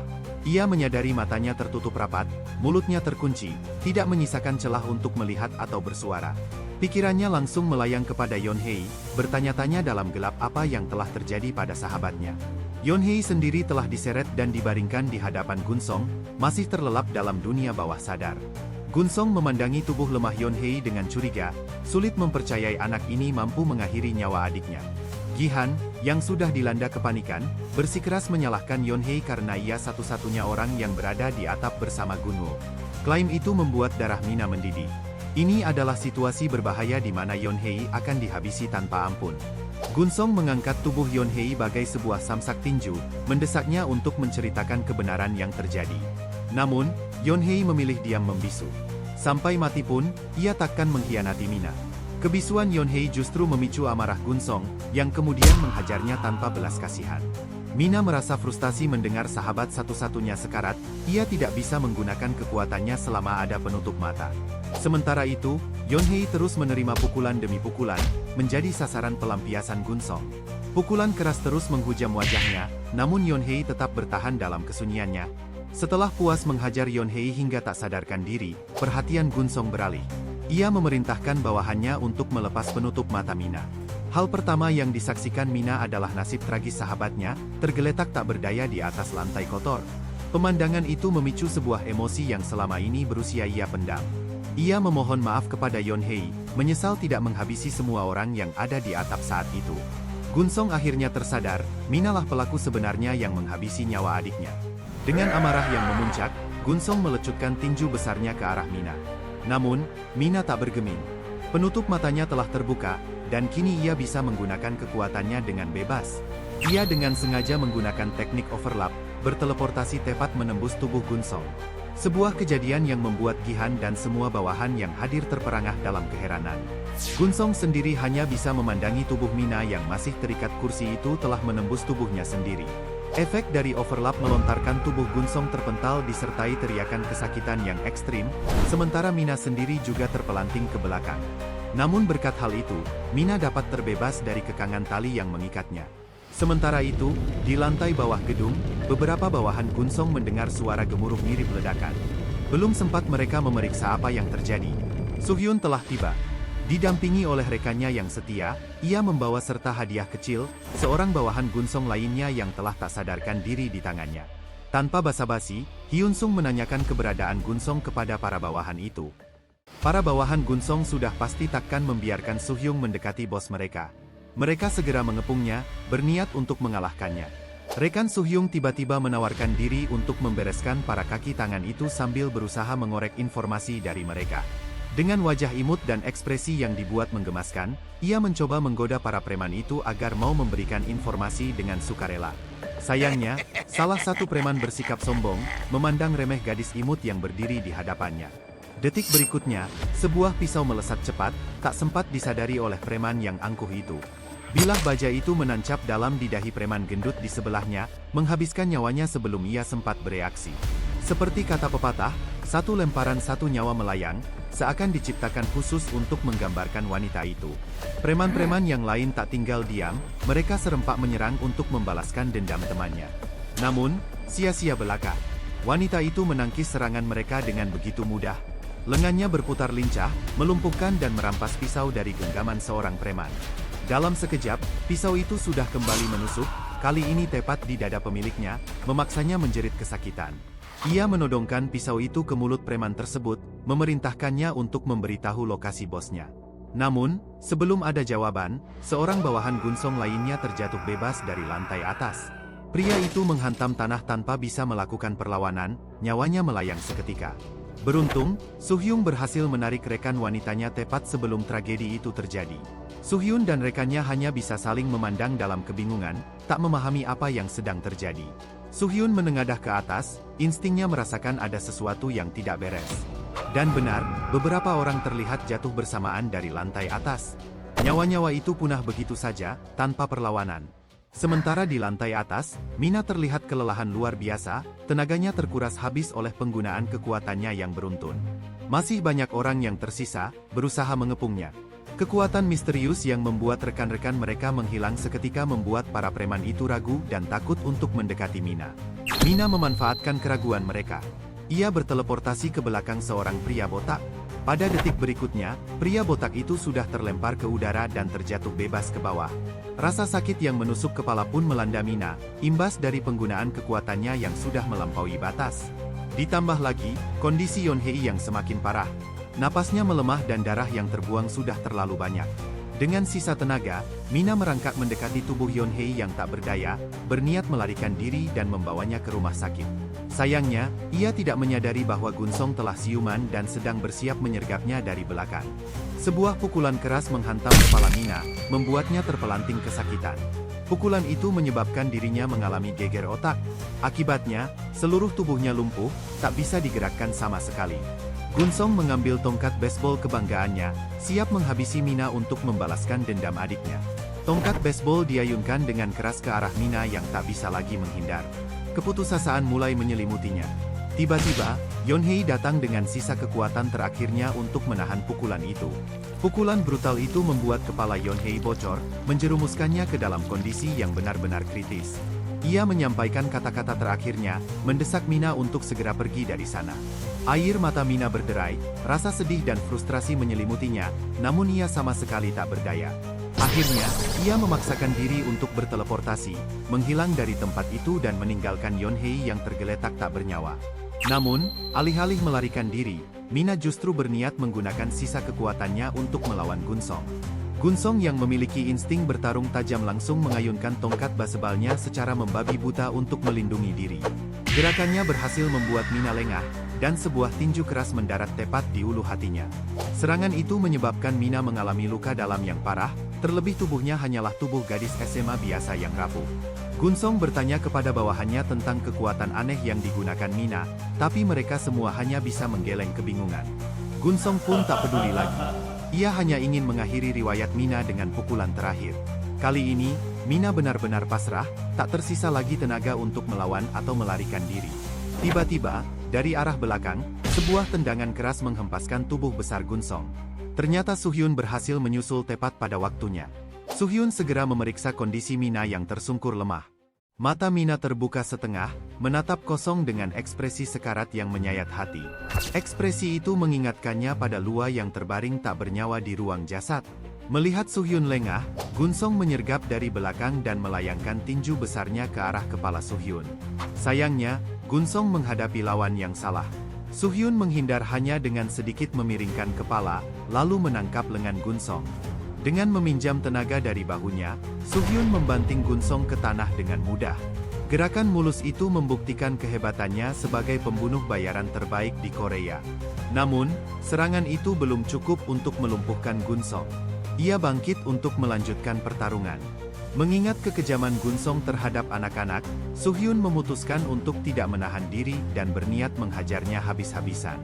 Gunsong tidak memberi kesempatan, ia terus melancarkan serangan bertubi-tubi yang berusaha ditangkis Suhyun dalam posisi bertahan. Gunsong berhasil memojokkan Suhyun dan melepas pukulan keras yang ditargetkan tepat ke wajahnya. Serangan itu sekali lagi dihindari oleh Suhyun dengan mudah, bahkan tanpa keringat setetes pun. Melihat sebuah celah, Suhyun mendesak maju. Sebuah uppercut yang terlatih dihujamkan, disusul rangkaian pukulan beruntun yang cepat dan akurat. Combo mematikan itu diakhiri dengan tendangan putar yang mendarat sempurna di wajah Gunsong. Hanya dalam beberapa pukulan, wajah Gunsong sudah babak belur dan tidak berbentuk. Terpojok, Gunsong hanya bisa melayangkan serangan-serangan acak tanpa pola. Suhyun menghindari serangan itu dengan santai. Ia menangkap lengan Gunsong sekali lagi. Dengan tenaga yang brutal, ia memelintirnya hingga patah bagai tusuk gigi. Suara tulang retak dan teriakan kesakitan memecah kesunyian. Merasa pertarungan mulai membosankan, Suhyun mengakhiri dengan teknik soksap dari Muay Thai, sebuah siku keras yang menghujam ke tengkorak lawan. Pukulan itu sangat mematikan, menyebabkan Gunsong terkapar tak berdaya di lantai. Beberapa saat kemudian, rekan Suhyun tiba dengan nafas terengah-engah. Suhyun meminta rekannya segera memanggil tim medis terbaik untuk menangani para korban. Mina tampak setengah sadar, tubuhnya masih lemah. Dalam kesadarannya yang mengambang, ia bertanya identitas pria yang menyelamatkannya. Suhyun mengaku sebagai seorang polisi yang akan membawanya ke rumah sakit. Dalam kondisi setengah sadar, Mina sempat melihat bayangan ayahnya yang datang menyelamatkannya. Air mata Mina menetes, tanpa sadar ia memanggil Suhyun ayah, pertanda betapa ia merindukan sosok sang ayah. Suhyun hanya terdiam, tidak mampu mengucapkan sepatah kata pun. Ia membayangkan akhir hidup Lua yang memanggil ayahnya juga sebelum menghembuskan napas terakhir. Saat itulah Suhyun bersumpah akan menyelamatkan Mina, bagaimanapun caranya. Keesokan harinya, di sebuah rumah sakit yang dikelola grup Ilhae, Mina terbaring lemah di atas tempat tidur, masih tidak sadarkan diri. Beberapa saat kemudian, kelopak matanya perlahan terbuka. Sosok pertama yang dilihatnya adalah ibunya yang menangis haru melihatnya akhirnya siuman. Mina berusaha bangkit sekuat tenaga, tubuhnya masih perih di mana-mana. Ia mencoba mengumpulkan ingatannya tentang kejadian semalam. Ia tidak ingat semua detailnya, namun satu hal paling penting terlintas jelas di benaknya, keselamatan Yonhei. Dengan suara parau, Mina segera bertanya tentang keberadaan Yonhei. Suhyun menyela percakapan mereka, memberitahu Mina bahwa Yonhei sedang dirawat di UGD. Kembali ke malam sebelumnya, Suhyun berhasil mengalahkan Gunsong lalu mengikat dan menginterogasinya. Gunsong masih bersikap keras kepala dan mengancam akan membunuh seluruh keluarga mereka. Rekan Suhyun yang sudah terbiasa dengan provokasi preman jalanan langsung mengambil pisaunya. Tanpa ragu, rekan itu menancapkan pisau tepat di punggung Gunsong untuk memaksanya berbicara. Gunsong yang mulai ketakutan akhirnya mengaku tidak mengetahui apa-apa. Ia bahkan baru mengetahui kematian Lua. Lagi pula Lualah yang memegang aset koin investasinya, sehingga tidak ada gunanya membunuh Lua dan justru akan merugikannya sendiri. Tiba-tiba, Gunsong teringat sesuatu. Ia mengetahui Mina mungkin menyimpan informasi tentang keberadaan Lua. Informasi itu didapatkannya dari Gihan, teman sekelas Lua dan Mina. Begitu selesai memberikan informasi itu, tubuh Gunsong mulai bergetar hebat dan ia menjerit kesakitan. Luka serius muncul begitu saja di bagian ulu hatinya. Dalam hitungan detik, Gunsong telah tewas menyusul adiknya. Suhyun kebingungan memikirkan asal-usul luka mematikan itu, padahal ia sama sekali tidak menyerang bagian tersebut. Kembali ke masa kini, Ibu Mina memperkenalkan anaknya kepada Suhyun sebagai sang penyelamat. Ibu Mina mengungkapkan rasa terima kasih yang mendalam dan berniat membalas budi, membuat Suhyun merasa sedikit canggung. Percakapan mereka terpotong ketika Mina bertanya tentang keadaan Yonhei. Sesaat kemudian, Suhyun mengantar Mina menemui Yonhei yang terbaring tak berdaya dalam kondisi kritis. Dokter menyatakan ia telah memasuki fase koma dengan kemungkinan kecil untuk sadar kembali. Mina mulai menyalahkan dirinya sendiri, membayangkan seandainya ia menyelesaikan semuanya dengan benar sejak awal. Ia menyesal, andai saja ia melenyapkan semua berandalan itu tanpa menyisakan jejak sejak awal. Tiba-tiba, Nenek Yonhei menghampiri Suhyun. Nenek itu memohon dengan sangat kepada Suhyun untuk menangkap pelakunya. Tangisan putus asa sang nenek semakin memperdalam dilema dalam diri Suhyun. Adegan tragis yang disaksikan Mina kembali memicu trauma berat dalam dirinya. Tubuhnya limbung dan ia pun terjatuh, pingsan, belum sanggup menerima kenyataan pahit yang menimpa sahabatnya. Mina tersadar beberapa jam kemudian dengan ekspresi kosong, lemah, dan dipenuhi kesedihan. Melihat kondisinya, Suhyun mengurungkan niatnya untuk menginterogasi lebih lanjut. Ia berpamitan kepada Ibu Mina untuk melanjutkan pekerjaannya. Tiba-tiba, Mina bertanya tentang nasib Gunsong, otak dari semua malapetaka ini. Suhyun menceritakan keadaan Gunsong sebenarnya, termasuk kematian Gunsong. Mina terkejut, mengetahui bahwa seorang detektif tidak boleh membunuh. Sebuah keraguan muncul dalam benaknya, apakah dialah penyebab kematian Gunsong. Suhyun menghiburnya, menyuruhnya untuk tidak mengkhawatirkan Gunsong karena kematian adalah hukuman yang pantas untuk orang sepertinya. Perkataan Suhyun seakan memberikan dukungan bagi Mina. Untuk pertama kalinya ada orang yang sependapat dengan pemikirannya. Sebelum Suhyun pergi, Mina mengucapkan terima kasih yang tulus kepadanya. Suhyun akhirnya keluar dari rumah sakit dan menghela napas lega, merasa terbebas dari tekanan untuk menghadapi para orang tua korban. Ia menduga Mina menyembunyikan sesuatu, tetapi ia tidak bisa melakukan apa-apa untuk saat ini. Sementara itu, Mina mendatangi Yonhei yang masih terbaring koma. Ia teringat semua kejadian ini berawal dari satu orang, Gihan. Dan Gihan masih bebas berkeliaran di luar sana tanpa mendapat hukuman. Di depan Yonhei, Mina berjanji akan memberikan hukuman setimpal untuknya dan berjanji tidak akan membuat kesalahan sedikit pun kali ini. Di lokasi lain, Suhyun dan rekannya tiba untuk menemui Jihyun. Jihyun menuntut penjelasan detail dari Suhyun mengenai perkembangan terkini kasus cucunya. Suhyun melaporkan seluruh informasi yang diperoleh dari Gunsong, sambil memperlihatkan jasadnya sebagai barang bukti. Namun, Jihyun menyaksikan kinerja Suhyun dan berpendapat bahwa membunuh Gunsong tidak serta-merta mengungkap pelaku sebenarnya. Hari, rekan Suhyun, tidak menerima perlakuan menyalahkan atas seniornya tersebut. Ia berusaha menjelaskan kondisi jasad Gunsong yang meledak dari dalam dan tewas secara tiba-tiba. Akan tetapi, Suhyun menghentikannya karena bagaimanapun ini adalah tanggung jawab mereka dan hasilnya memang tidak memuaskan. Jihyun memberikan kesempatan terakhir kepada Suhyun dengan ancaman akan membuangnya jika gagal lagi. Ji-hyun juga berencana menutup mulut Mina dan Yeon-hye yang dianggap mengetahui terlalu banyak tentang Lua. Soo-hyun tidak setuju karena menurutnya mereka hanya korban Lua dan tidak pantas diperlakukan seperti itu. Ji-hyun bersikeras ingin melenyapkan mereka apapun alasannya.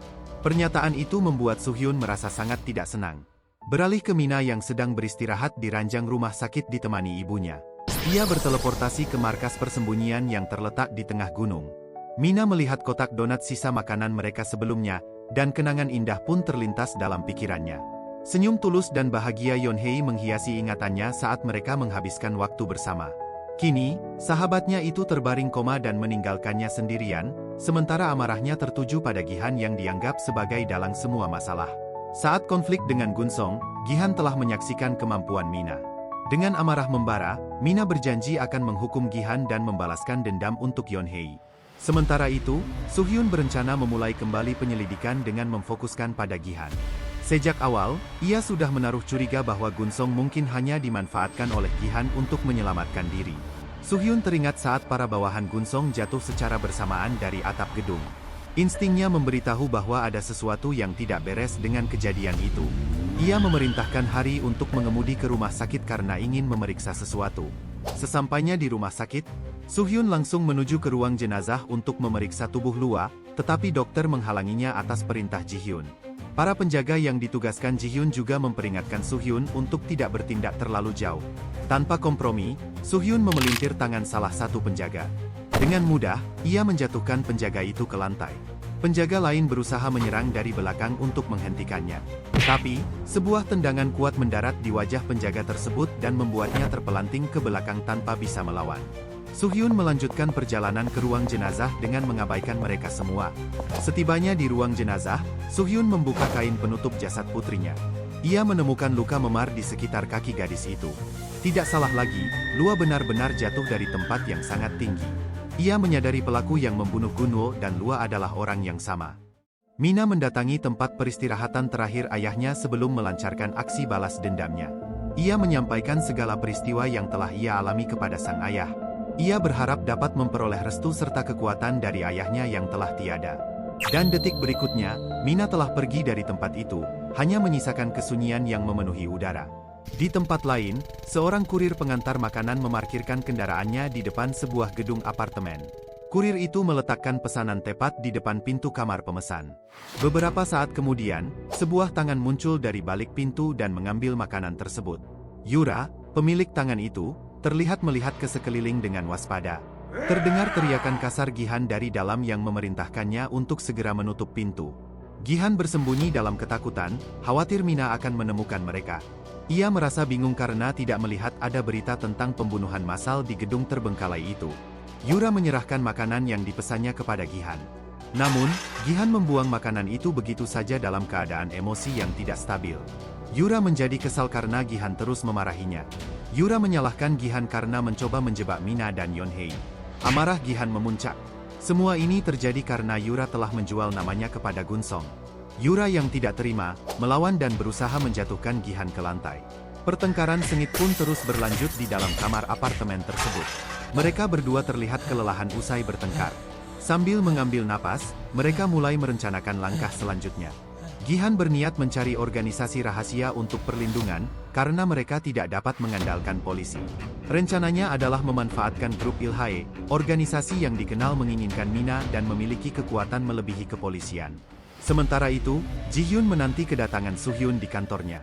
Soo-hyun yang datang sudah dapat menebak alasan dirinya dipanggil. Ji-hyun langsung memarahinya habis-habisan atas tindakannya memeriksa jasad Lua tanpa izin. Ji-hyun menyombongkan diri dengan mengingatkan status detektif Soo-hyun adalah pemberiannya. Kesabaran Soo-hyun habis. Ia membalas bahkan tanpa status itu, ia dapat dengan mudah membunuh siapapun. Ji-hyun merasa terancam dan mencoba mengingatkan Soo-hyun akan posisinya. Soo-hyun membalikkan perkataan Ji-hyun dan menyindirnya untuk tidak menjilat ludah sendiri. Ji-hyun hanya bisa terdiam, menahan emosinya. Tiba-tiba, Hari menerobos masuk ke ruangan untuk melaporkan hal yang mendesak. Hari kemudian menyambungkan teleponnya agar Soo-hyun dapat berbicara langsung dengan sang penelepon. Ternyata sambungan telepon itu berasal dari Yura, ia mengaku mengetahui identitas pembunuh Lua yang sebenarnya. Di atas atap sebuah gedung tinggi, Mina bersiap untuk menjalankan rencananya. ia berhasil melacak keberadaan mereka berkat foto yang Yura unggah dari apartemennya. Kebodohan Yura itu justru membuatnya senang karena telah menghemat waktunya. Berdasarkan sudut dan warna tirai yang terlihat dalam foto, Mina menyimpulkan bahwa Yura berada di kamar 801. Mina berencana menangkap Yura untuk menemukan keberadaan Gihan. Namun, ia tidak bisa gegabah langsung melompat ke sana karena khawatir mengalami overlap yang dapat membahayakan dirinya. Meski telah menghafal struktur bangunan apartemen, ia tidak mengetahui tata letak perabot di dalamnya. Tiba-tiba, sekelompok orang yang tidak terlihat biasa keluar dari sebuah mobil hitam. Mina menggunakan ponselnya untuk memperbesar gambar dan mengamati mereka dengan lebih jelas. Ternyata, mereka adalah rombongan Suhyun yang sedang memberikan pengarahan operasi kepada para bawahannya. Mina menduga Yura telah menghubungi polisi, keterlibatan polisi akan mempersulit rencananya.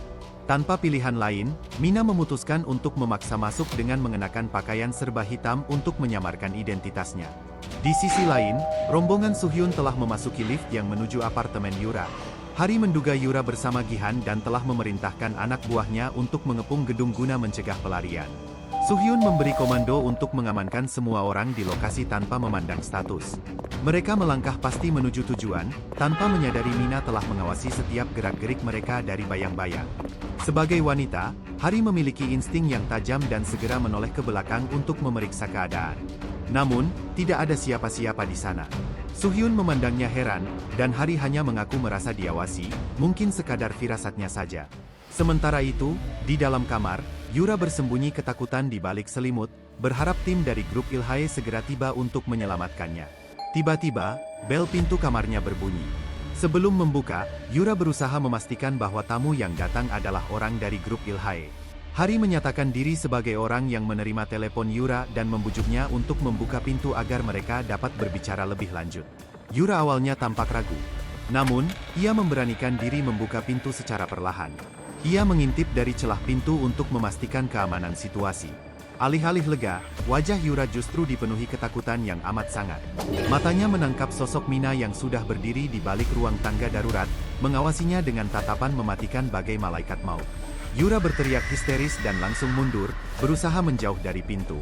Hari kebingungan menyaksikan perubahan drastis pada sikap Yura.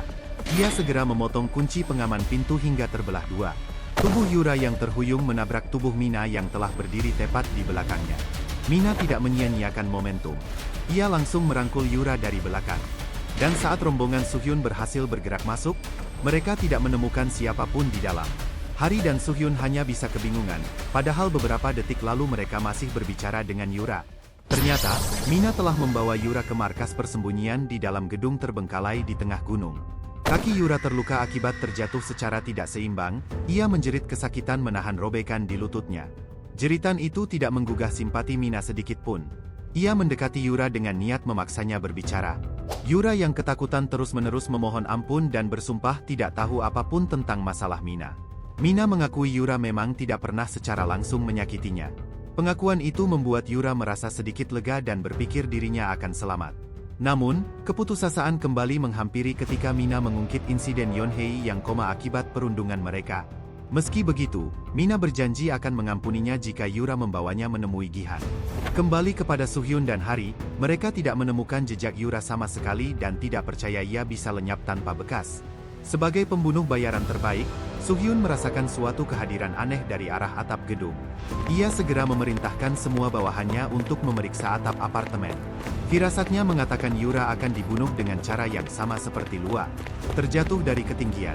Suhyun dan Hari bergerak cepat menuju atap, berharap masih bisa menyelamatkan Yura. Beberapa saat kemudian, mereka pun tiba di atap namun tidak menemukan siapapun di sana. Suhyun menyuruh bawahannya memeriksa atap setiap gedung di sekitar dengan cermat. Sementara itu, dari gedung seberang, Gihan mengawasi kekacauan yang terjadi. Ia kesal karena tidak mendapat kabar dari Yura dan mengira dirinya telah dikhianati. Tiba-tiba, bel pintu kamarnya berbunyi. Dengan hati-hati, ia melangkah mendekati pintu. Ia memeriksa siapa tamu yang berkunjung di waktu yang genting ini. Ternyata, Yura yang berdiri di luar pintu memohon agar dibukakan. Gihan segera membuka pintu dan memarahi Yura karena datang dengan ceroboh. Namun, mimpi buruk itu menyusul. Mina sudah muncul dari belakang Yura dan menyapanya. Gihan berusaha menutup pintu dengan cepat, berharap dapat mencegah Mina masuk ke dalam. Sayangnya, sudah terlambat. Mina telah melompat masuk ke dalam kamar bersama Yura. Gihan tidak sadar bahwa yang ia lakukan justru mengunci dirinya sendiri bersama ancaman itu. Dengan tatapan sadis, Mina memutuskan bahwa waktu untuk menghukum mereka akhirnya tiba. Gihan berusaha membuka kembali pintu yang baru saja dikuncinya. Namun, Mina tiba-tiba melompat menghadang, mencegahnya melarikan diri. Gihan yang terkejut langsung mundur secara ceroboh. Kecerobohannya itu justru membuatnya menabrak Yura yang masih terluka. Akhirnya, mereka berdua terjatuh ke lantai bersamaan disertai suatu bunyi keras. Yura bangkit dan berlutut, memohon pada Mina agar menepati janjinya. Ia mengaku hanya merekam aksi perundungan dengan ponselnya dan tidak pernah benar-benar menyakiti, sambil menyalahkan Gihan sepenuhnya atas kasus penculikan gangster. Gihan berusaha menyangkal semua tuduhan itu karena tidak mau dipersalahkan. Namun, Mina sudah muak dengan tingkah mereka yang selalu menikmati menyiksa orang lain, tetapi kini memohon ampun seperti sampah saat dalam bahaya. Gihan yang putus asa mencoba menakuti Mina dengan menyebut orang-orang berbaju hitam yang mencarinya adalah dari grup Ilhae. Informasi itu tentu saja mengejutkan Mina. Ia teringat pada detektif yang ditemuinya, dan mulai mencurigai bahwa pria itu bukan detektif melainkan orang Ilhae yang ditugaskan melacaknya. Gihan pun mengancam akan memberitahu segalanya kepada mereka. Namun, Mina sama sekali tidak gentar dan tidak peduli dengan ancaman Gihan yang akan membocorkan kekuatannya. Mina malah menantang Gihan untuk melaporkan ke media tentang seorang siswi SMA dengan kekuatan teleportasi yang membunuh pewaris grup Ilhae.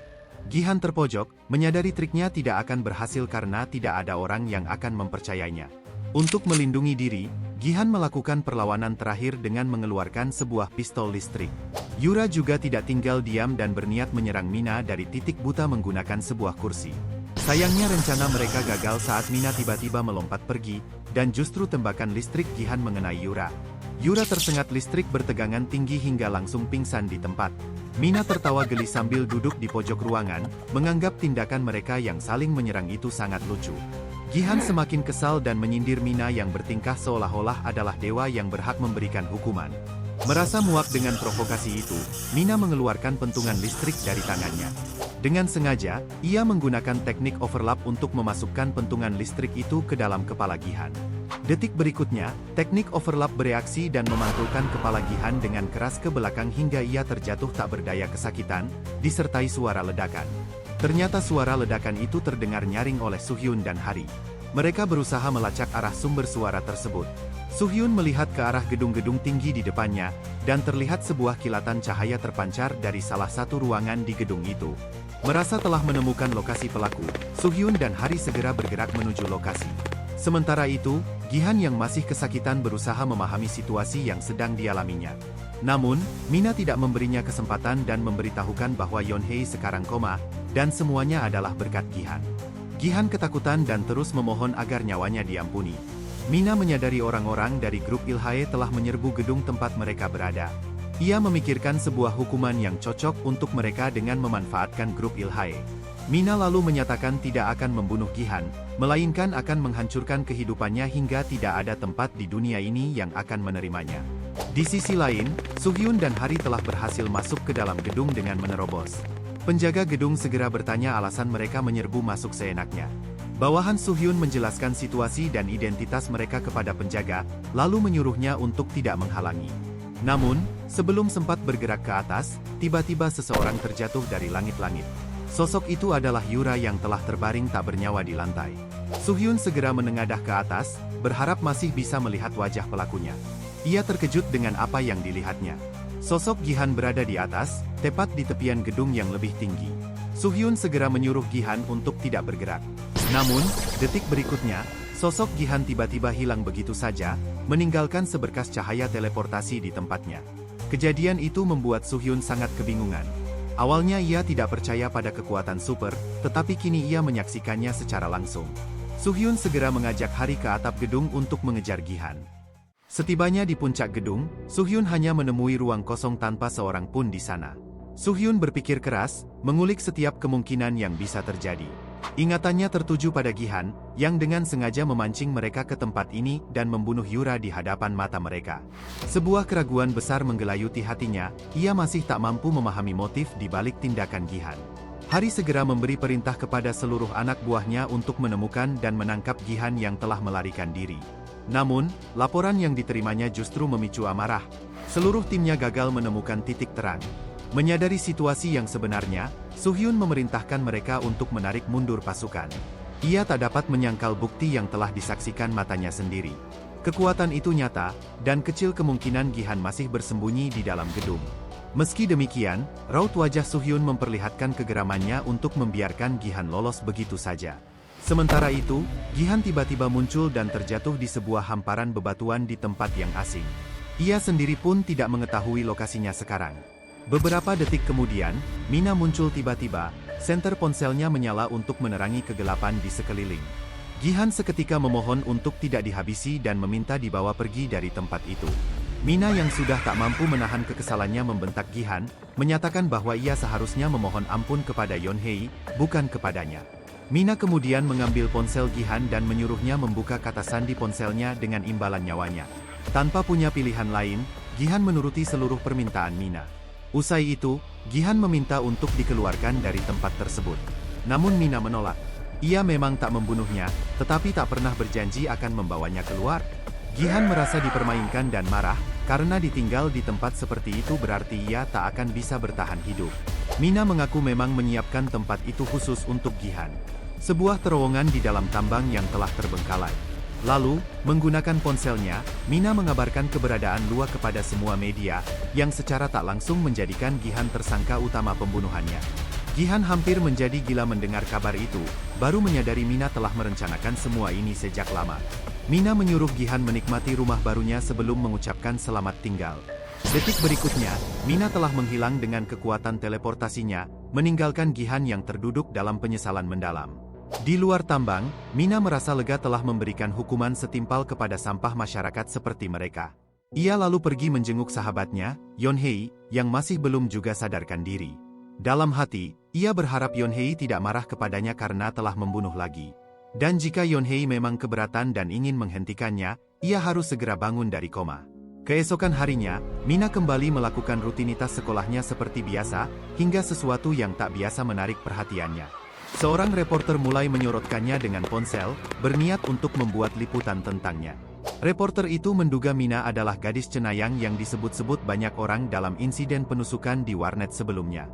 Tanpa memperdulikan perasaan Mina, reporter itu terus berbicara seenaknya dan berniat mengungkap kebenaran di balik sosok gadis cenayang. Reporter itu terus merekam Mina dengan sikap yang tidak sopan dan berbicara semaunya.